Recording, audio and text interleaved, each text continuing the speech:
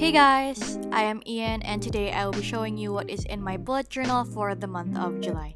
I know it is in the middle of the month already, but I just want to show you guys what is in my bullet journal just in case you will find some inspiration and also doing the same thing as I did. The style is really simple and minimal, and on the left side of the page you will find a unbleached paper, and I just cut out the letters that spells out July from the magazine, and on the right side you will find an overview of what happens during my month. So that is my current clerkship schedule for the entire month. I also cut out some items from the magazine just to make the page look great and nice. For the next page, I divided it into 4 different sections.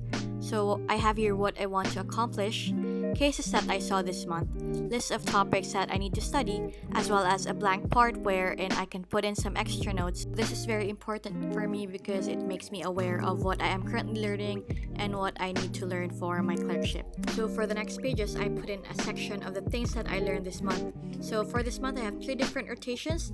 I have the community rotation, which actually just ended. I have the dermatology rotation, which just started.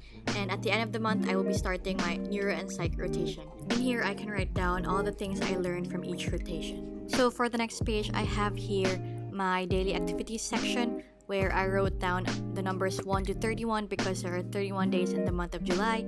And in here, I can just put everything that I need to do per each day. On the right side, I put in a corner of non-med related activities. So it just means that I can put here some personal stuff, which may include YouTube, blogging, and everything not related to medical school. And that is it for my bullet journal. I hope you guys liked it and enjoyed it. If you did, please give this video a thumbs up, subscribe to my channel, and I'll see you in my next video. Thank you. Bye!